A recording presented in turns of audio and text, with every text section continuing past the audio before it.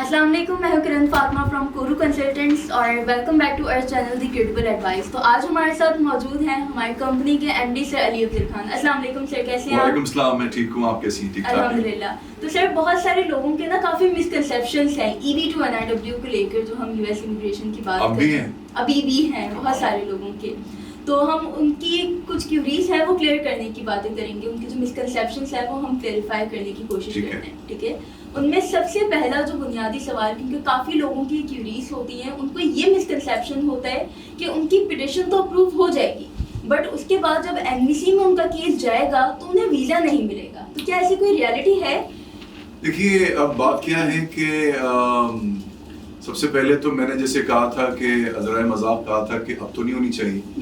इसलिए नहीं होनी चाहिए कि अब तो यानी एक और ख़बर में आज इसी आपके इस हमारा जो हम ये बनाते रहते हैं, अपनी प्रमोशनल वीडियोस बनाते रहते हैं और या अपनी जो भी एक लेटेस्ट इंफॉर्मेशन होती है उसको अपग्रेड करते रहते हैं अपने ऑडियंसेस को। अपने बहुत सारे लोग अल्लाह का शुक्र है हमें देखते हैं और फॉलो करते हैं, तो उनको बताने के लिए कि अब वो फेज में हम दाखिल हो चुके हैं जहाँ हमारे क्लाइंट्स को इंटरव्यू की कॉल आना शुरू हो गई हैं।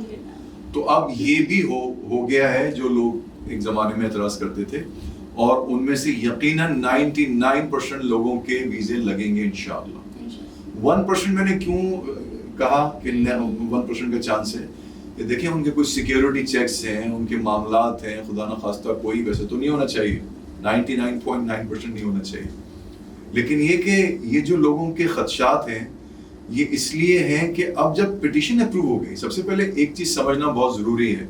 हमारे सारे वो जो जितने भी विक्टोरियस हैं पिटिशन होल्डर्स, जो विक्टोरियस रहे और जो जिनकी पिटिशन अप्रूव की, कि आप इंटरव्यू के अंदर जैसे मैंने कहा कि 99% या 99.9% इंशाल्लाह आपको वीज़ा मिलेगा।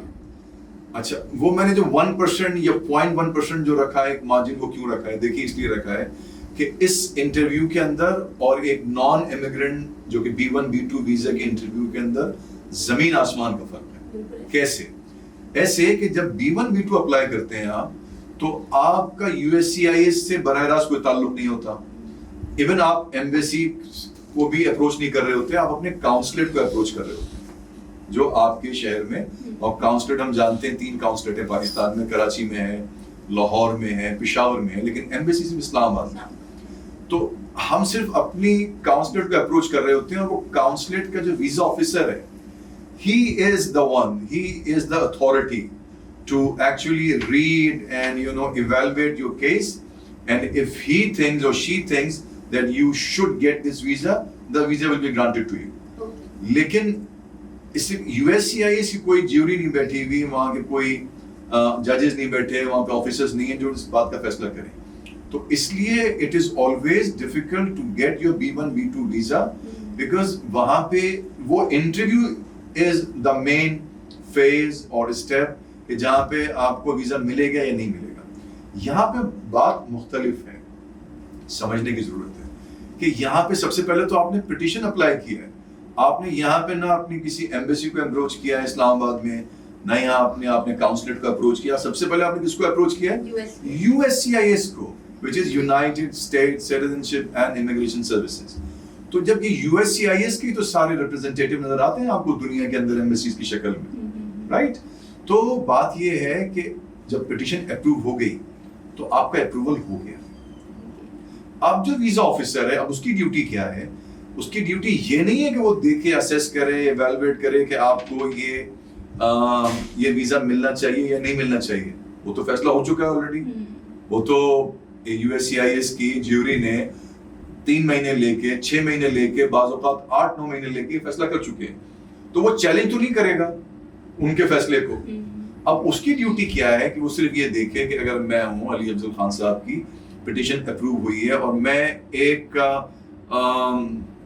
मैकेनिकल इंजीनियर हूँ, लेट्स सपोज, तो जब मैं वहां पे जाऊंगा तो वो उस वीजा ऑफिसर की ड्यूटी सिर्फ ये है कि वो सिर्फ इस बात को कंफर्म करे कि ये जो बंदा मेरे सामने बैठा है जिसने डॉक्यूमेंट भेजे थे USCIS को, स्कैन डॉक्यूमेंट्स, सबसे पहले तो ये ओरिजिनल डॉक्यूमेंट दिखाया भी मुझे दिखाना चाहिए। तो कंफर्म हो गया कि जो स्कैन डॉक्यूमेंट भेजे गए थे पहले وہ ڈاکومنٹس کی اوریجنل آدمی کے پاس ہے, اس کا مطلب ولی صاحب یہی ہے. اور دوسرا if he is claiming to be an engineer, mechanical engineer, تو وہ definitely I'll be asked some question about mechanical engineering. تو I shouldn't be facing any problem to answer those questions. تو اس لیے میں نے کہا 99% اس بات کے امکان ہے کہ یہ آپ کی پٹیشن پہلے سے ہی اپروو ہو چکی ہے.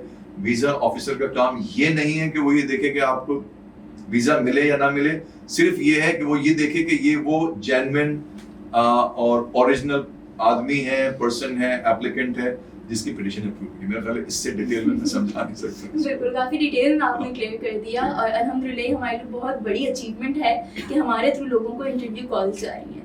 اب ہم اسی سے لنک کرتے ہوئے ایک بات چلیں گے کہ کچھ کنسلٹنٹس ہیں جو کہ پہلے جب ہم نے اسٹارٹ کیا تھا EB2NIW, تو وہ بیٹھے ہوئے یہ کہہ رہے تھے کہ EB2NIW تو پاکستان کے لیے ہے ہی نہیں, یہ تو اسکیم ہے, کورو کنسلٹنٹس والے پاگل بناتے ہیں لوگوں کو, اور اب وہی لوگ EB2NIW انہوں نے اسٹارٹ کر دیا ہے. ایسے لوگوں کے لیے, کیونکہ میرا ایک تھوڑا سا شاعرانہ مزاج بھی ہے, ویسے یہاں پہ شاعری ہونی تو نہیں چاہیے, ایک پروفیشنل گفتگو ہو رہی ہے, لیکن کسی نے کہا ہے کہ آپ پہلے ہمیں نے سلگائی, اب دھواں ہر مکان سے اٹھتا ہے. تو سچی بات تو یہ ہے کہ یہ جو روشنی, یہ کرن, یہ جو ایک اجالا, یعنی اس پروگرام کو متعارف کرانے کا سہرا, اس میں کوئی شبہ نہیں ہے. اور میں بہت ہی ہیوملٹی سے یہ بات میں کہہ رہا ہوں, اور بہت ہی یعنی عاجزی سے کہہ رہا ہوں, اور میں بہت یعنی شکر گزار ہوں اللہ سبحانہ و تعالیٰ کا, ہماری پوری ٹیم نے جو کچھ اچیو کیا ہے. تو ہم نے اس پروگرام کو متعارف کرایا یہاں پہ پاکستان میں, اور اس کے بعد شروع میں ہمارے جو ناقدین جو تھے وہ بہت اعتراض کیا کرتے تھے. انہوں نے تو پہلے یہ کہا کہ یہ لیجیٹیمیٹ پروگرام ہی نہیں ہے, یہ تو کوئی اسکیم ہے. اور اس کے بعد آہستہ آہستہ ہم نے اپنا کام کرنا شروع کیا, اور جب ہمیں اللہ تعالیٰ نے کامیابیاں دینا شروع کی تو پھر وہ کچھ عرصے بعد ہمیں پتہ چلا کہ وہ صاحب تو خود ہی EB2 جو ہے وہ لوگوں کو کنونس کر رہے ہیں اور ویڈیوز بنا رہے ہیں اور لوگوں کو کہہ رہے ہیں. اور ابھی تو اتنی مضحکہ خیز بات کی ہے, میں نے سنی ہے, ابھی کسی نے دکھائی مجھے, کیونکہ ویسے تو میں اپنا کام کرتا ہوں, بہت زیادہ اپنے کمپیٹیٹرز یا رائیولز پہ نظر نہیں رکھتا, لیکن ہماری ٹیم اس کے لیے موجود ہے جو آ کے ہمیں بتاتی رہتی ہے کہ یہ ہو رہا ہے, یہ ہو رہا ہے. تو مجھے بڑی حیرت ہوئی کہ وہ صاحب پہلے تو کہہ رہے ہیں کہ جی EB2NIW یہ کوئی پروگرام ہے اور اس کا کوٹا نہیں ہے, اس کے ویزے لگیں گے نہیں پاکستان میں, اور پاکستان کا تو کوٹا نہیں ہے, فلانا ڈھماکا. اور تھوڑی دیر بعد وہ یہ بھول گئے کہ وہ یہ کہہ چکے ہیں کہ کوٹا نہیں ہے, اور خود کہہ رہے ہیں کہ بھائی ہم بھی تو یہ کام کر رہے ہیں, بھلے سے ہم نے بعد میں شروع کیا, 1 سال بعد شروع کیا, تو کوئی بات نہیں, اب ہمارے پاس ہے. تو یا تو پہلے طے کر لیں آپ کہ یہ لیجیٹیمیٹ پروگرام ہے یا نہیں ہے, آپ کو کرنا چاہیے یا نہیں کرنا چاہیے. اگر نہیں کرنا چاہیے تو کیوں کر رہے ہیں. تو یہ ساری صرف باتیں ایک طرح سے کنفیوژن کریٹ کرنے کے لیے لوگ کرتے ہیں. اور اب تو میں سمجھتا ہوں کہ ہم تو اللہ کا شکر ہے کہ our clients have approved more than 200 petitions, and more than 200 petitions of our clients have been approved by USCIS now. It almost touching, یعنی ہماری ڈبل سینچری ہوئے بھی میرے خیال ہے 210 212 پہ کھڑے ہیں ہم اس وقت. تو اب rest is the history. اور وہ جو بات تھی کہ ویزے نہیں لگیں گے, اب تو وہ بھی شروع ہو گیا ہمارے کلائنٹس کو انشاءاللہ, جب ان کے جب ویزے لگیں گے تو وہ بھی آپ دیکھ لیں گے. تو یہ ساری چیزیں صرف ایک رومرز ہیں, اسپیکولیشن ہے, اور میں کیا کہوں. اوکے, تو EB2NIW کے حوالے سے تو ہماری بات ہو گئی, کچھ کیوریز تھی وہ ہم نے کلیئر کی. اب ہم بات کریں گے USA وزٹ ویزا کی. ہماری کافی پروموشن ہو رہی تھی, ہم نے کرکٹ کے حوالے سے بنایا تھا کیونکہ وہاں پہ ورلڈ کپ ہو رہا ہے. تو کیا ابھی بھی لوگوں کے پاس چانسز ہیں کہ وہ جا سکیں, کیونکہ ہمیں بہت اچھا رسپانس ملا تھا اس کا. جی ہاں بالکل, بہت اچھا. یہ کیونکہ یہ ایک اچھا موقع ہوتا ہے. دیکھیں جب بھی آپ جاتے ہیں, کیونکہ جو نان امیگرینٹ ویزا ہے, B1 B2 ویزا, یہ ایک طرح کا ٹورزم ویزا بھی ہے, اور اس میں آپ کسی حد تک ایک بزنس ویزا بھی ہے. ناٹ کہ آپ جا کے انویسٹمنٹ کر سکتے ہیں بزنس کی, اور کوئی آپ جا کے بزنس کو یعنی اسیس کر سکتے ہیں, ایویلویٹ کر سکتے ہیں, ریکی کر سکتے ہیں, ساری چیزیں کر سکتے ہیں. تو جب آپ کے پاس ایک بہت اسٹرانگ سبسٹینشیل ایک ایونٹ ہو, جیسے اکثر لوگ اپلائی کر رہے ہوتے ہیں تو وہ دیکھتے ہیں کوئی کسی کے نیفیو, کسی کی نیس, کسی کے بھائی, کسی کے بھتیجے کی جب شادی ہوتی ہے یا کچھ ہوتا ہے, تو وہ اس کو ایک بیس بنا کے کہ جی ہم جا رہے ہیں وہاں پہ یہ اپنی بھتیجی یا اپنا بھانجے کی شادی میں اٹینڈ کرنے کے لیے, اور وہ ہو بھی رہی ہوتی ہے, نہیں as a matter of fact ہو رہی ہوتی ہے شادی وہاں پہ. تو اسی طرح سے یہ جو ایک ایونٹ ہے جو غالباً 4 جون کو یہ ایونٹ ہو رہا ہے, تو یہ ایک پورا ایک انٹرنیشنل ایونٹ ہے. اور میرے خیال ہے ساری دنیا کے پاس جو لوگ امریکہ جانا چاہتے ہیں اور وزٹ کرنا چاہتے ہیں, تو ایک بہت ہی اسٹرانگ سبسٹینشیل ایک لیجیٹیمیٹ ایک ریزن ہے ان کے پاس کہ وہ یہ میچ دیکھنے کے لیے جا رہے ہیں. تو میں سمجھتا ہوں ہمیں بہت اچھا اوور ویلمنگ رسپانس ملا ہے, اور جو لوگ اب بھی سوچ رہے ہیں کہ ان کو امریکہ جانا چاہیے اور یہ میچ دیکھنے کے لیے, یا ویسے بھی اگر میچ دیکھنے کا تو چلیں, اگر میچ بھی دیکھیں جا کے, اور اپنے اور بھی جا کے جو بہت ساری چیزیں ہیں وہاں جا کے دیکھیں کہ وہ کس طرح سیٹل ہو سکتے ہیں وہاں پہ, بعد میں آ کے کیسے وہاں پہ رہ کے وہ پٹیشن اپلائی کر سکتے ہیں.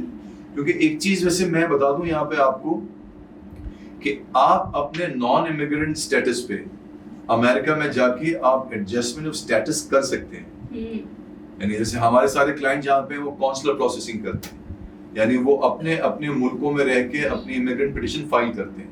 لیکن اگر وہی لوگ سارے ان کے پاس B1 B2 ویزا لگ جائے تو یہ وہاں جا کے یعنی چینج آف اسٹیٹس, یعنی اس کو ایڈجسٹمنٹ آف اسٹیٹس بھی کہہ سکتے ہیں, تو پھر they don't need to come back to Pakistan. تو یہ ایک بہت بڑی اپرچونٹی ہے, میرے خیال سب کو اویل کرنا چاہیے. بالکل ایسا ہی ہے. Sir thank you so much for your time. بہت سارے لوگوں کی کافی مسکنسیپشن کلیئر ہو گئے ہوں گے. انشاءاللہ ہم دوبارہ حاضر ہوں گے اور کیوریز کے ساتھ. تب تک کے لیے اپنا خیال رکھیے گا. اللہ حافظ.